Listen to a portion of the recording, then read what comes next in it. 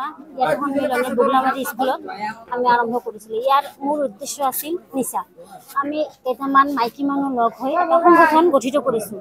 আমি আশা কৰোঁ আমি যেনেকৈ থিয় হৈছোঁ পৰৱৰ্তী আপোনালোকে থিয় হওক, কাৰণ আজি আমাৰ দেশখন এই নিচাৰ ক্ষেত্ৰত, বাল্য বিবাহৰ ক্ষেত্ৰত, শিক্ষাৰ ক্ষেত্ৰত বহুত শেষ হৈ আছে। গতিকে আপোনালোকক সজাগ হওক, শক্তিশালী হওক। আমি মহিলাই বহুত ডাঙৰ শক্তি।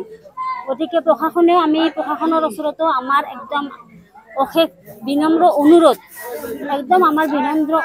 প্ৰশাসনে আমাক চাথ দিয়ক, প্ৰশাসনে আমাৰ লগ হওক। আমি যাতে প্ৰশাসনক মাতিলে পাওঁ। ইয়াৰ ওচৰত আমাৰ এডিশ্যনেল এছ পি আৰু আমাৰ DSP চাহেবো আমাক লগ দিব বুলি আমাক আশা কৈছে যে আপোনালোকে শক্তিশালী হওক, আমিও আপোনালোকৰ লগত আছোঁ। আজি বুগলামাৰী অঞ্চলত আমি এই সমিতি পাতিছিলোঁ। আমি যিবিলাক নিচামুক্ত কৰিম এই প্ৰশাসন আমি ল'ব বুলি আশা কৰিছোঁ যে আমি কি কৰিম, তাৰ নিচামুক্ত কৰিম।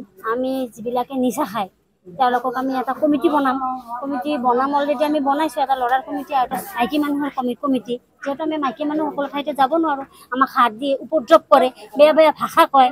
তাৰ কাৰণে আমি আজি সকলোকে মাতি আমি আজি এখন কমিটি গঠন কৰিছোঁ। আমাক কয় তোমালোকৰ শক্তি কি, বেয়া ভাষা কয়, আমি ওচৰত যাব নোৱাৰোঁ। যাৰ ফলত আমি আজি এখন সভা দিবৰ কাৰণে আমি বাধ্য হৈ গৈছোঁ।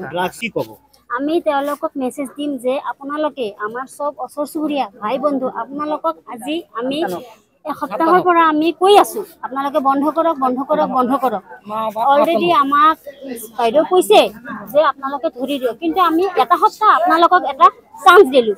ইয়াৰ পিছত পৰৱৰ্তী কালিৰ পৰা আমি যদি আপোনালোকক খোৱা দেখা পাওঁ আৰু যদি আপোনালোকক বিক্ৰী কৰা দেখা পাওঁ, তেনেহ'লে আমি এইটো একদমেই নাভাবোঁ আপুনি আমাৰ ভাই, আপুনি আমাৰ ভতিজা, আপুনি আমাৰ ল'ৰা। আমি কাকো তেতিয়া আৰু চিন্তা নকৰোঁ, আমি প্ৰশাসনৰ হাতত গতাই দিম।